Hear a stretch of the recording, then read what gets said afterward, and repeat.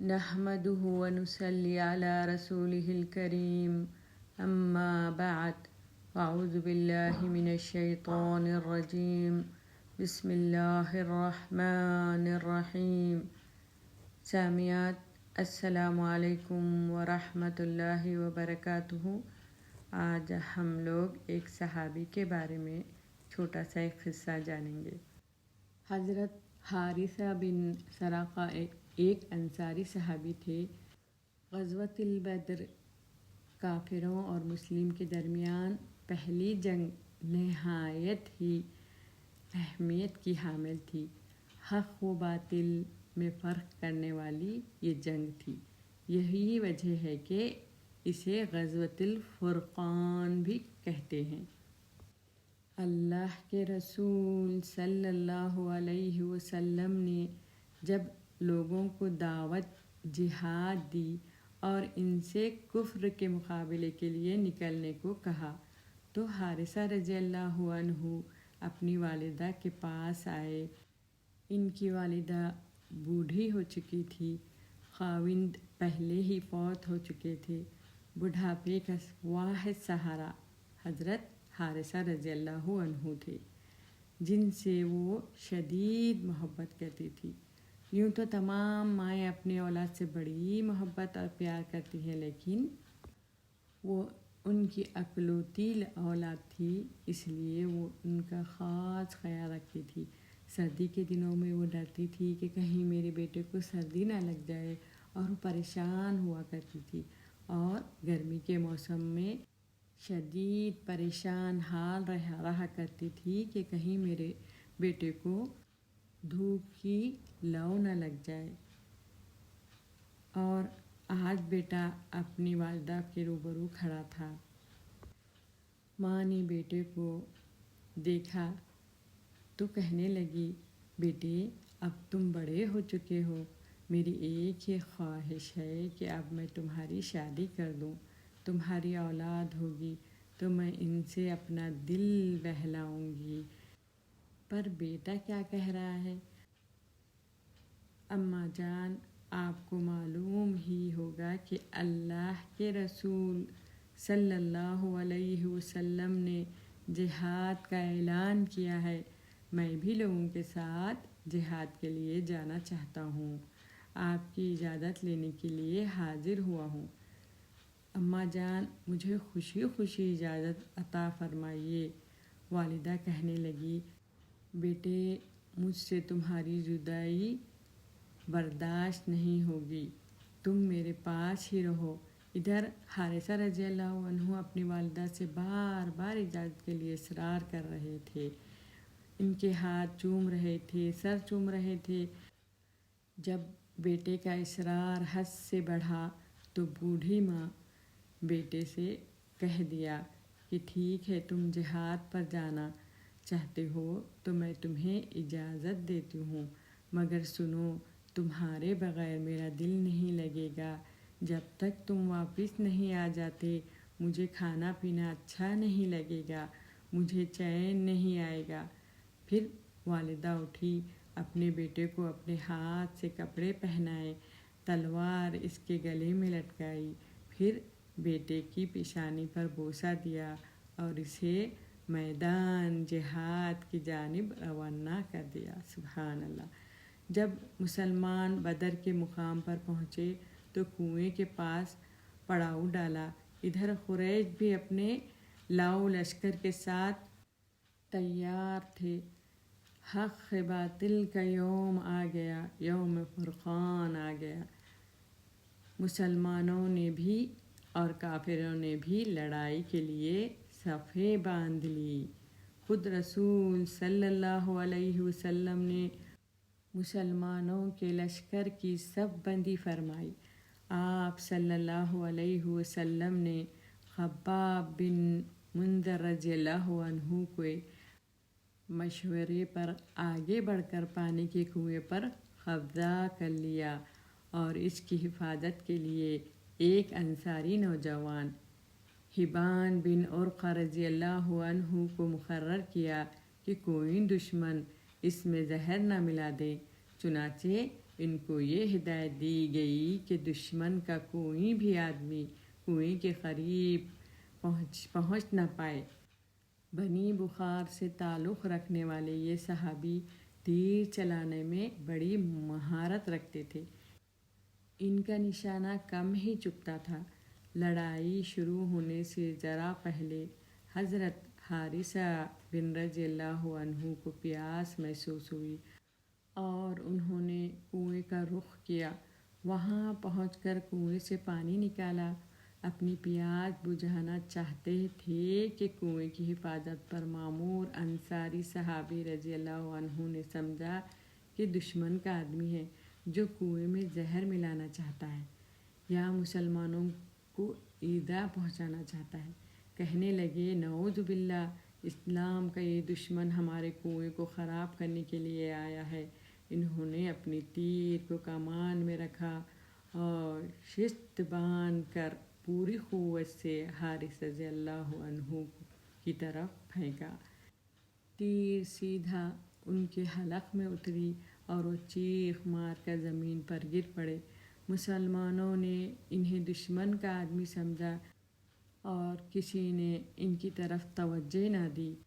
حارثہ رضی اللہ عنہ نے تیر نکالنے کی کوشش کی مگر رگ کٹ چکی تھی، خون کا فوارہ بہہ رہا تھا اور اسی حالت میں وہ اپنے رب کے پاس چلے گئے۔ جب ان کی موت واقع ہو گئی تو کنویں پر مامور محافظ صحابی آگے بڑھے اور اپنے تیر کا شکار ایک مسلمان کو دیکھ کر سخت حیران و پریشان ہوئے کہ یہ کیا ہو گیا۔ میں نے ایک مسلمان کو قتل کر دیا، لا حول ولا قوت الا باللہ، میں نے تو اسے دشمن کا آدمی سمجھا تھا۔ سرور کائنات حضرت محمد صلی اللہ علیہ وسلم کو خبر دی گئی۔ جب آپ سارا قصہ جانیں تو وہ صحابی کو معاف کر دیے کیونکہ ان کا کوئی قصور نہ تھا۔ اللہ تعالیٰ نے بدر کے میدان میں مسلمانوں کو فتح و نصرت سے ہمکنار فرمایا۔ مسلمان خوشی خوشی واپس مدینہ آئے۔ آپ صلی اللہ علیہ وسلم نے پہلے ہی حضرت بلال اور حضرت زبیر کو فتح کی خوشخبری دے کر مدینہ بھجوا دیا تھا۔ جب مسلمان واپس آئے تو اہل مدینہ نے مجاہدین کا والہانہ استقبال کیا۔ عورتوں نے، بچوں نے اور بوڑھی عورتوں نے اپنے خاوندوں، باپوں اور بیٹوں کے انتظار میں جو تھی، رشتہ دار واہنہ طور پر اپنے عزیزوں کا استقبال کر رہے تھے۔ انہی استقبال کرنے والوں میں سے حارثہ رضی اللہ عنہ بھی موجود تھی۔ مسلمان مجاہد مدینے میں داخل ہوئے۔ بچے آگے بڑھ بڑھ کر اپنے باپوں کو سلام کر رہے تھے، ان کے احوال پوچھ رہے تھے۔ حارثہ رضی اللہ عنہ ایک طرف شوق انتظار میں کھڑی ہے کہ کب ان کا لخت جگر نظر آئے گا اور وہ انہیں سینے سے لگا کر اپنے دل کی جلن کو ختم کرے گی، لیکن کئی صحابی ان کے سامنے سے گزر رہے تھے پر ان کا لخت جگر نظر نہیں آ رہا تھا۔ دل میں طرح طرح کے وسواس اور خدشات پیدا ہو رہے تھے۔ آخر دل کو تھام نہ سکی اور ایک صحابی کا راستہ روک کر کھڑی ہو گئی۔ پوچھا، تم حارثہ کو جانتے ہو؟ انہوں نے کہا، ہاں جانتا ہوں، مگر تمہارا حارثہ سے کیا تعلق ہے؟ وہ کہنے لگی، میں اس کی والدہ ہوں، میں حارثہ ہوں۔ صحابی رضی اللہ عنہ نے کہا، تو پھر اپنے بیٹے پر صبر کر لو، تمہارا بیٹا قتل ہو گیا ہے۔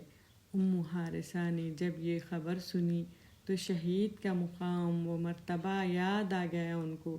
بیٹا شہید ہو گیا تو وہ کہنے لگی، میں شہید کی ماں ہوں، میرا بیٹا جنتی، اللہ اکبر، یہ مقام اور مرتبہ، میرا بیٹا میری سفارش کرے گا۔ بے اختیار وہ کہنے لگی، میرا بیٹا شہید ہے، پر وہ صحابی کہنے لگے، مگر میں اس کو شہید نہیں مانتا۔ تو وہ پوچھنے لگی، کیا کافروں نے میرے بیٹے کو شہید نہیں کیا؟ کہا نہیں۔ تو پوچھا اس کی ماں نے، کیا مسلمانوں اور کافروں کے درمیان لڑائی کے دوران شہید نہیں ہوا ہے میرا بیٹا؟ تو وہ کہنے لگے نہیں۔ تو وہ پھر پوچھنے لگی، میرا بیٹا اپنے دین اسلام کا دفاع کرتے ہوئے شہید نہیں ہوا؟ تو وہ کہنے لگے کہ نہیں۔ تو پھر وہ پوچھنے لگی، تو پھر میرا بیٹا قتل کیسے ہوا؟ میرا بیٹا حارثہ کدھر ہے؟ وہ غم و مصیبت میں مبتلا سوال پر سوال کیے جا رہی تھی۔ اس پر صحابی رضی اللہ عنہ نے فرمایا کہ تمہارا بیٹا معرکہ شروع ہونے سے پہلے ہی قتل ہو گیا تھا اور اس کو قتل کرنے والا بھی مسلمان ہے۔ تمہارے بیٹے نے معرکے میں کوئی حصہ نہیں لیا۔ اب ام حارثہ نے کہا کہ تمہارا مطلب یہ ہے کہ میرا بیٹا شہید نہیں ہوا ہے؟ صحابی نے کہا، وہ شہید تو نہیں، مگر ہو سکتا ہے کہ اللہ تعالی اپنے فضل و کرم سے اسے جنت نصیب کر دے۔ اس بوڑھی اماں نے جب یہ سارا قصہ سنا تو وہ بڑی بے چین ہو کر کہنے لگی کہ کائنات کے امام محمد صلی اللہ علیہ وسلم کہاں ہیں؟ صحابی نے کہا، وہ دیکھو اللہ کے رسول تشریف لا رہے ہیں۔ وہ دوڑتی ہوئی آگے بڑھی، آنکھوں سے آنسو جاری تھے۔ غم و الم کا پہاڑ آ پڑا کہ جوان اکلوتا بیٹا شہید نہیں ہوا ہے۔ حضور صلی اللہ علیہ وسلم نے دیکھا کہ ایک خاتون آ رہی ہے تو آپ رک گئے اور فرمانے لگے، کون ہو تم؟ تو وہ کہنے لگی، میں ام حارثہ ہوں۔ آپ نے فرمایا، اے ام حارثہ، کیا چاہتی ہو؟ اس نے کہا، اللہ کے رسول صلی اللہ علیہ وسلم، آپ کو خوب معلوم ہے کہ مجھے اپنے بیٹے حارثہ سے کتنی محبت تھی۔ سارا مدینہ میری محبت سے خوب واقف ہے۔ مجھے معلوم ہوا کہ میرا بیٹا قتل ہو گیا ہے۔ اللہ کے رسول صلی اللہ علیہ وسلم، مجھے بتائیے قتل کے بعد حارثہ کہاں ہے؟ میرا لخت جگر کہاں ہے؟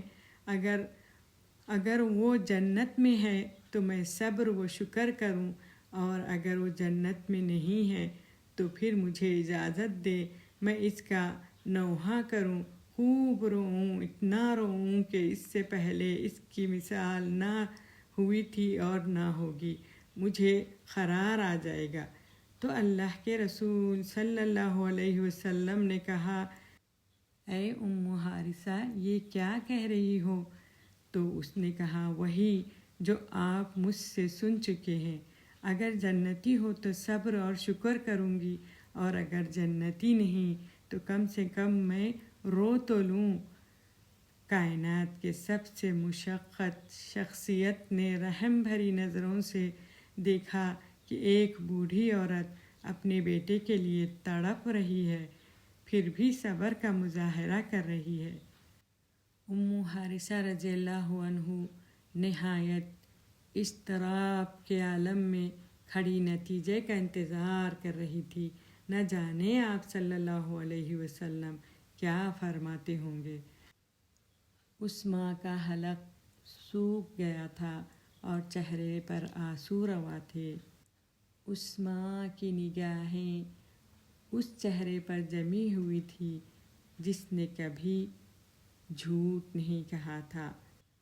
نبی کریم صلی اللہ علیہ وسلم نے دیکھا کہ ایک ماں تڑپ رہی ہے اپنے بیٹے کا انجام جاننے کے لیے۔ آپ نے فرمایا، اے ام حارثہ، تمہیں کیا ہو گیا ہے؟ بیٹے کی محبت میں دیوانی ہو گئی ہو؟ تم ایک جنت کی بات کرتی ہو؟ رب العزت نے اس کو بہت ساری جنتوں کا مالک بنا دیا ہے۔ خوش ہو جاؤ، تمہارا بیٹا جنت الفردوس میں پہنچ گیا ہے۔ جنت الفردوس کی چھت رحمان کا عرش ہے۔ جنت میں سب سے اونچا مقام جنت الفردوس کا ہے۔